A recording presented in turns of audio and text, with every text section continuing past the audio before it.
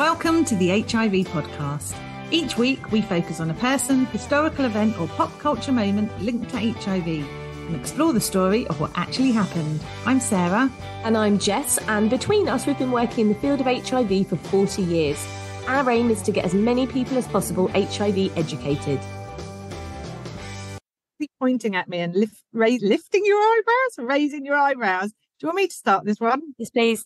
Welcome to the HIV podcast. Do you like how my hair's blowing in the wind?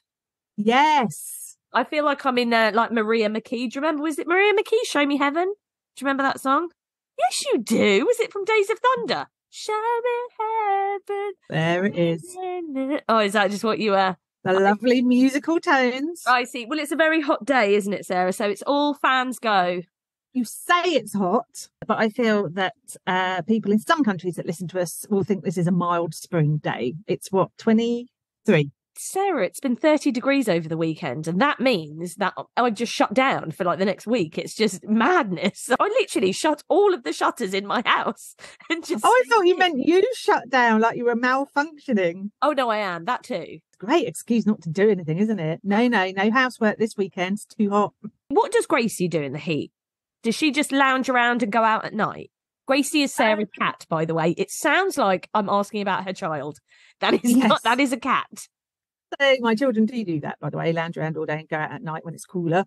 So across the road from where I live is some trees, and she goes it's like a bit overgrown. She goes in there, and then she comes home because it's cool, isn't it? Comes home covered in crap, which then she sheds all over the house. What a treat. See, this is the thing. Whereas because I knew it was going to be 30 degrees on Saturday, I had to get up mega early. I got up at 5:30 on Saturday to walk the dogs because Ben was away. So I walked them once at 5:30 and then I walked them again at 9:30 because I knew they couldn't go out for the rest of the day. Oh my God. So, last week I had to get up early. My son was going on a school trip to France and we had to drop him off at 5:30. I say we. I made my husband do it, but I did get up. It was so early. My eyes were streaming. What, crying? You were just desperately upset. Tears, just like, because it was light. I was saying to you, God, it's light at that time in the morning, but it was just my eyes were like, no, we need another couple of hours sleep here. Back to bed. And he went to France, didn't he? So did he use any of your amazing French that you always teach us? No, not really. The poor kid, he gets travel sick, and they went on a coach. He was covered head to toe in travel sickness remedies. He wasn't sick, so they all worked. But I think I might have gone overboard. But now the thing is, you don't know which one will have worked out of all the different remedies. Because Sarah actually told me about all these different things she gave. He had bands, he had tablets, he's all sorts. Even you can get patches. Amazing. And numerous sick bags all over his person. But this is it. You won't know what works now. So now every single trip, he's going to have to use every single one of them. Like these patches, I think it's the patches that work. But I sent him with quite a few. And I was like, if you feel queasy, stick them all over you. Stick more and more. Did he look like he was trying to give up nicotine? Oh, it's just mental. Anyway, he didn't get back till like 1:30 in the morning. That day was an absolute treat. So both me and my husband were obviously tired. So we were playing games and stuff, like not weird games, like, I mean, I won't even bore you to death with Had you just wiped down the sex swing like we talked about in the other episode? Yeah, okay. Put that to good use. We were trying to keep each other awake because we were both terrified. Again, sex swing sounds like it's probably coming into play. And about 10 o'clock, I just started to get really snappy, and he's like, does somebody need a nap? And I was just like, stacked. Got hours to wait yet. That's a long day, so 5:30 to 1 a.m. Yeah, I mean, a long day for him, but he's just sitting on a couch, isn't he, and wandering around wherever they went to. Such a good parent. Not a clue where he went. Well done you for getting up at 5:30 and seeing a bit of my world. Yes, I don't like it, and I will not be going there again. But well done on you for doing this on the regs, as they say. I love it. They say it's in your genetics. I've been reading about this. It's in your genetics which parts of the day that you like. So I am like a super early bird, as you know. I like to do everything I need to do in the morning. I don't have anything in the afternoon. I've lost energy. I can't be bothered. I was telling Sarah, I even cook my evening meal sometimes in the morning because I just don't have the energy to do it in the afternoon. Like 6 o'clock.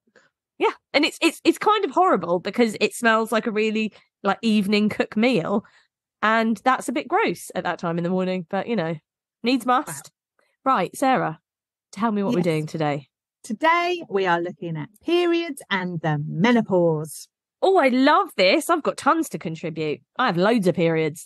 But we're not talking about your periods. Oh, rude. Or the Kraken's periods. That's why she's so angry. Because periods suck. Yeah, no, they're not great, are they? No, but we're not going to go there. Let's not overshare. No, that's fine. Also, actually, speaking about the Kraken, on last week's episode, we were talking about sex. Obviously, it was like this episode. It was an HIV and episode. So last week was HIV and sex toys, and sexual dysfunction. And actually, a little Easter egg. I'm going to mention this because when I first put the episode up, some of you might have seen this. Sarah mentioned it today. But I noticed it about an hour after it had been published, and I changed it. But I misspelt the title, so it actually read sexy toys and sexual dysfunction. So good job I sort of caught that. So if anyone saw that, I did fix it. I did see it. But who knows what sexy toys are? I don't know. Just wrong. So many levels of wrong. But yes. So anyhow, my mum messaged me, and basically all the message said was, I'm going to talk to you about my sex life the next time I see you. And then messaged me again in a very threatening way, Bernalicious, and put, be careful what you wish for. Oh, you're going to have one of those really open conversations. I'm not going to lie. I'm slightly scared, but she's right. I've said we should all be more open. So Bernice, I'm ready for it. Let's go. I mean, if anyone from my family is listening, I don't want to know. I do. Talk to me. But anyway. See, that goes for Sean, our boss. I don't want to talk to you about my periods either. No, we have to be open, Sarah. We have to talk to everybody now. Everyone will be terrified to come and have a chat with us. We'll be like, so, discharge, go. Sarah's no. Literally a picture. I'm sorry. I know. Okay. And we're not talking about, I don't even like that word. We're not talking about discharge today. Okay. Well, we've mentioned it now, so, we're helping people get used to these things.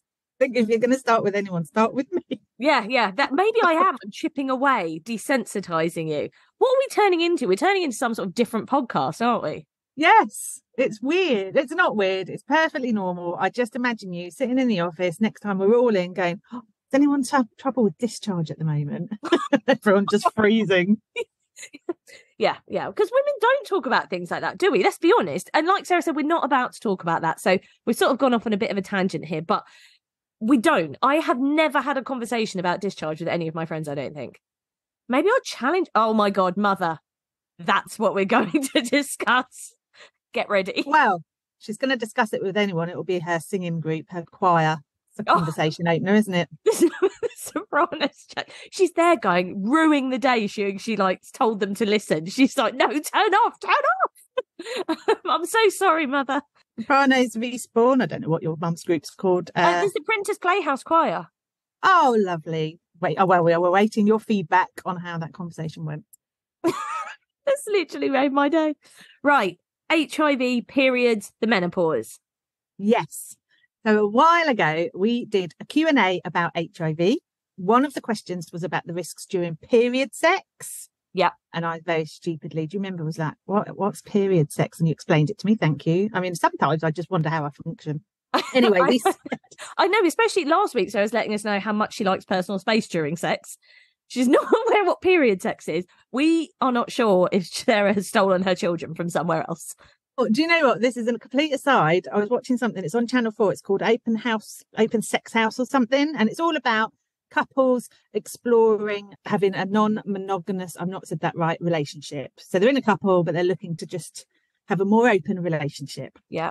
And one couple went to an orgy. That's all it can be described as, an orgy. There were 18 people there, arms and legs everywhere. Honestly, I had to switch off. I think I might have OCD around this.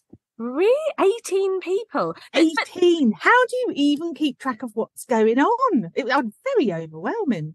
But isn't it more that you would go off with somebody, or are you saying that they were on some sort of enormous giant bed? Big bed. Like a bundle? Yeah. Yeah.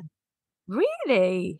And all I could think about was, oh, look at them creasing those sheets. I think they were doing more than that to the sheets.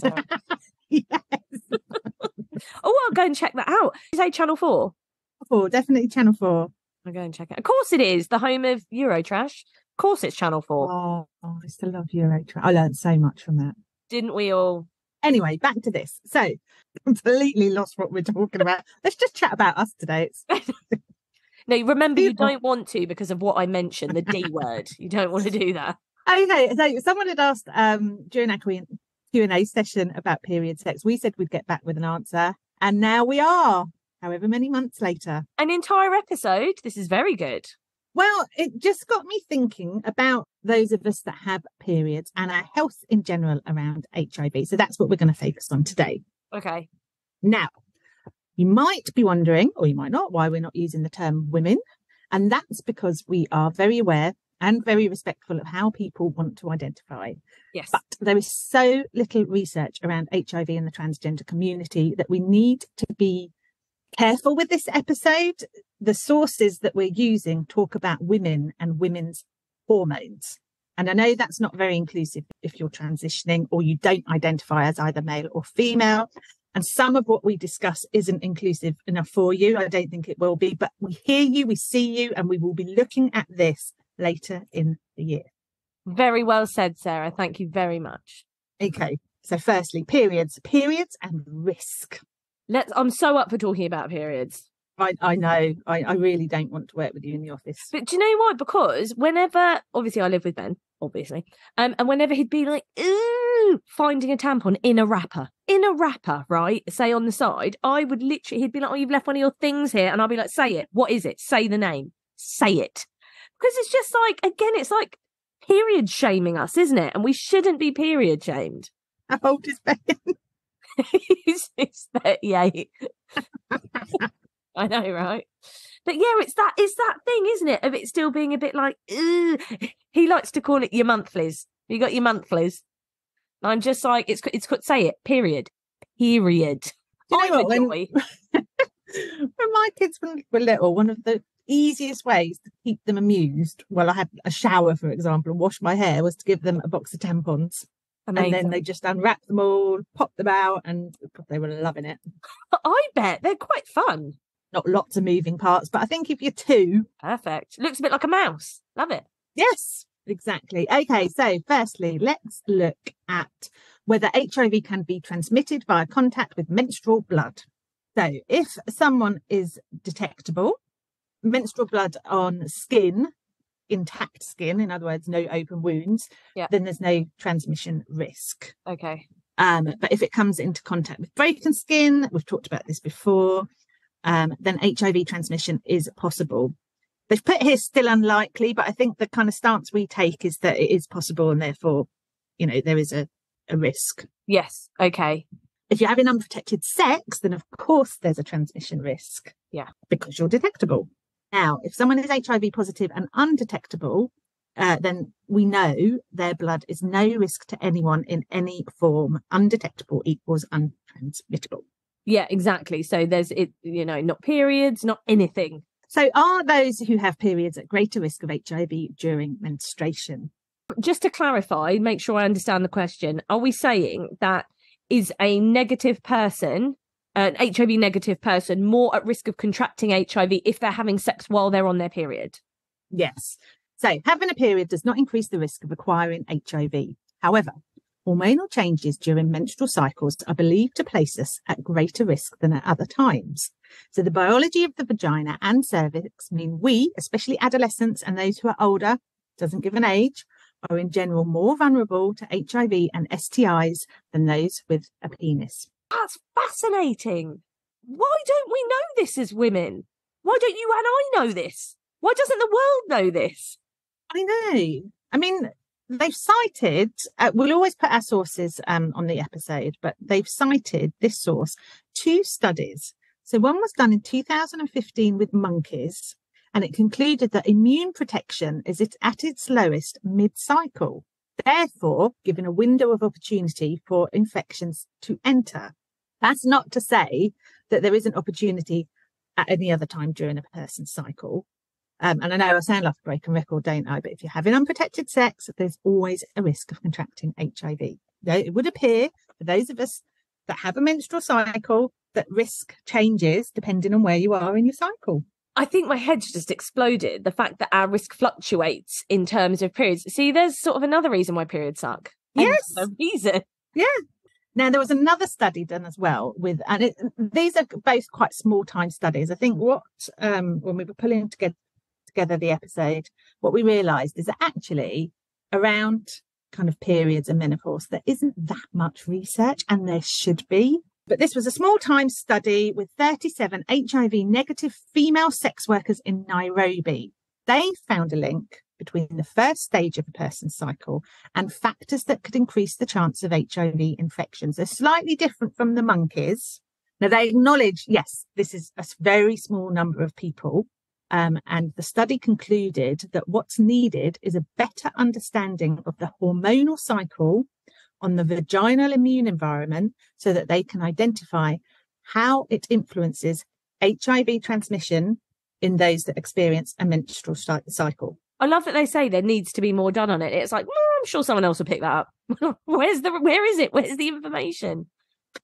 So they're kind of not half-baked studies. They did them all properly, but on such a small number of people and with differing results. So essentially, I don't think anyone's really sure of the exact point in a person's cycle. Maybe it differs from person to person. Again, another reason to use protection, isn't it? I feel like I can just pack up and go home now because I've learned so much that my head's a bit blown. I feel like that's enough for today. I'm just like, so I don't want to know more because this is already like, what on earth? I just cannot believe. Why isn't that part of sex education at school? Why aren't we telling young people that have periods this? Why aren't we letting them know? That's a good point. Without a doubt, there are occasions of unprotected sex. That is going to happen. We can't sit around pretending it doesn't. Most of us, I was about to say, we've all done it. I mean, I don't want to speak for everyone. I would say most of us have. You know, these things do happen. And if we're not arming people with the information to make better informed decisions. So people might be thinking, you know, I'm on my period, so I won't bother to use protection. But actually, they need to be aware that this isn't around risk of pregnancy. This is around STI contraction. Yeah. And that's... What have you uncovered, Sarah? I feel like we should do some sort of whistleblowing exercise why people don't know this. Like, shall we? Well, I don't know if I'm ready, but yes. Right. So the next point looks at whether HIV can affect the menstrual cycle. So lots of people who have periods experience irregularities in their cycles at some point or other. Lots and lots of reasons why. We don't need to go into that here.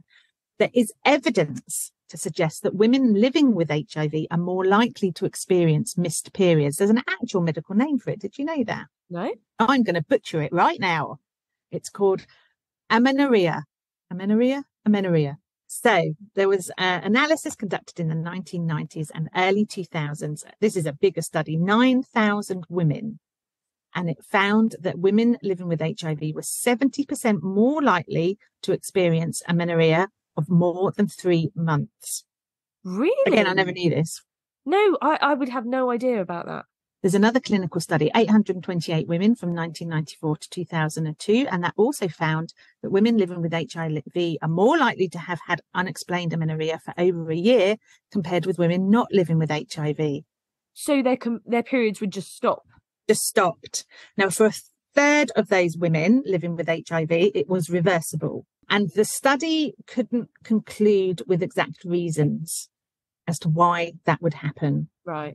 Women living with HIV. But again, it's something I never knew. I have no idea. Absolutely. I've never heard of that. And it could be, I guess, I mean, there could be so many factors that they do need to do more wide-ranging studies on things like this. Well, yeah, it's not. Is it related to low body weight, immune suppression? Is it HIV medication? Yeah, you're right. It's absolutely not good enough just to go, well, we don't know why. That study was finished in 2002, over 20 years ago. Things have changed since then. Advances in medication. Women are living longer with HIV. Why are these things not being looked into? Yeah, why is nobody bothering? Like, is it? I mean, if anyone knows of anybody doing any research around this, please do let us know, because we would really, really love to have access to that and learn a little bit more. Exactly.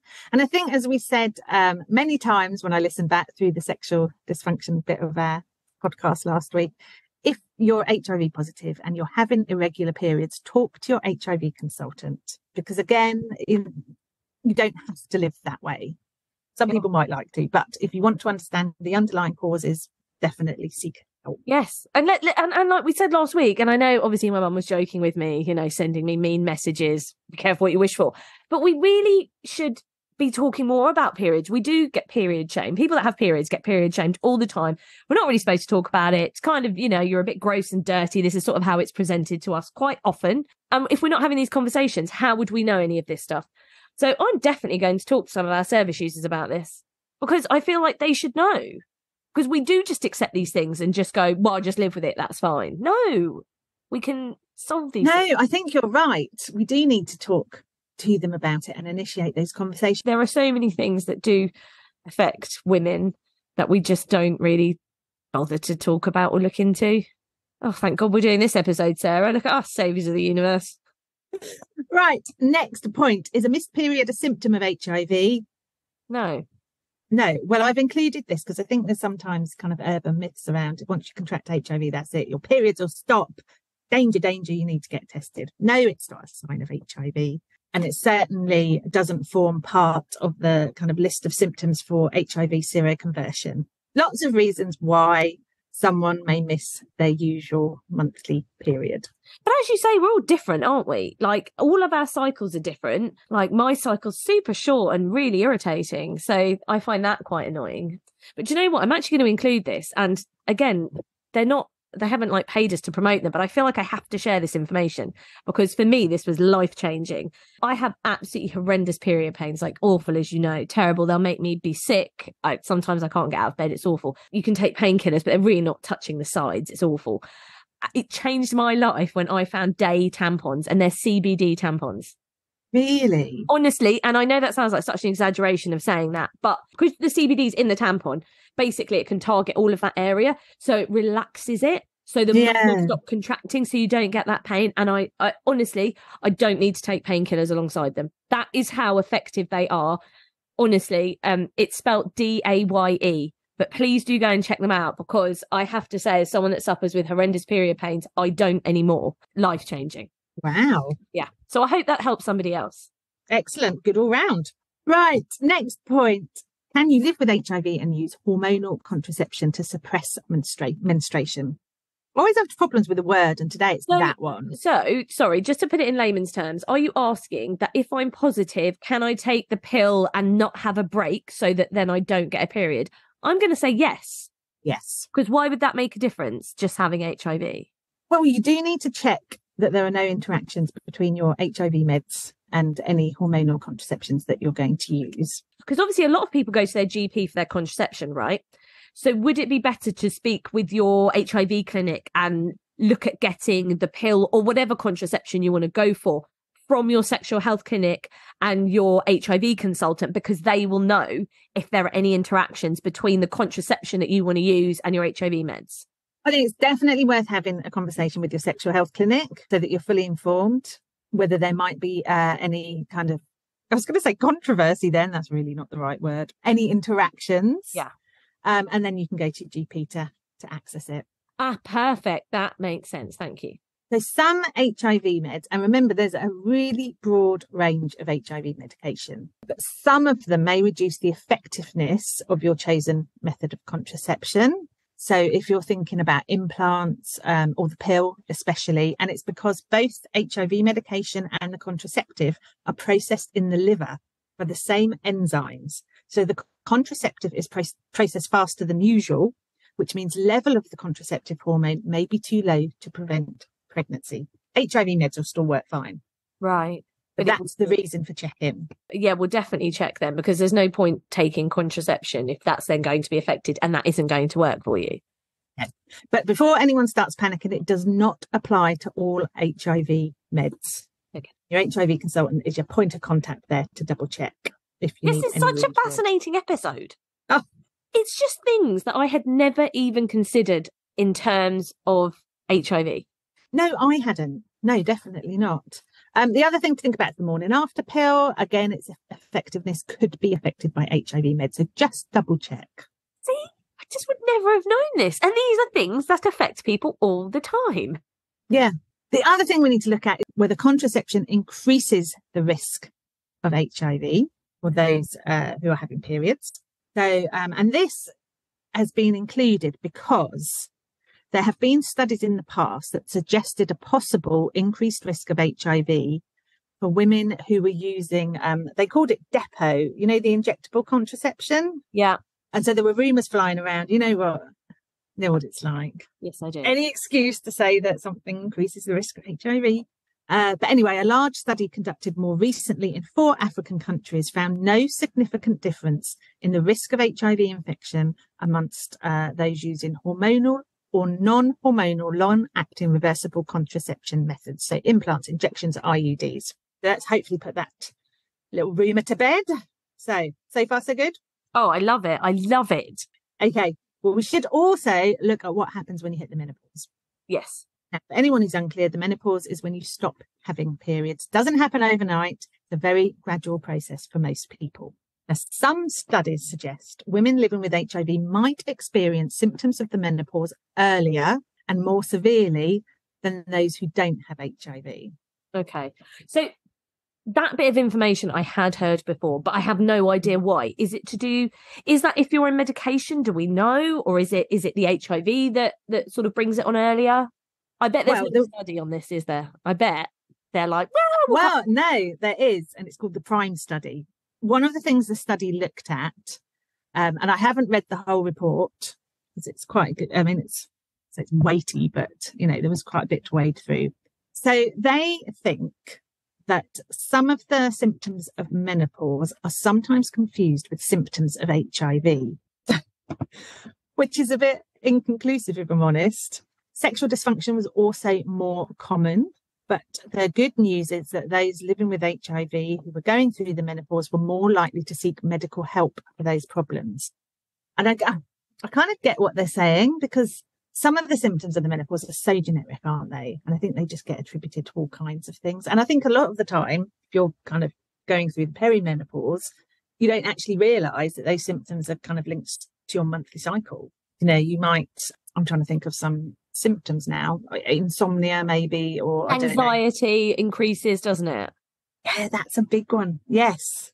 So why am I feeling more anxious? Why am I not able to kind of lose weight the way I did a few years ago? Or why am I feeling tired all the time? And you don't realise that it's actually all linked to kind of what your body's going through. Yeah.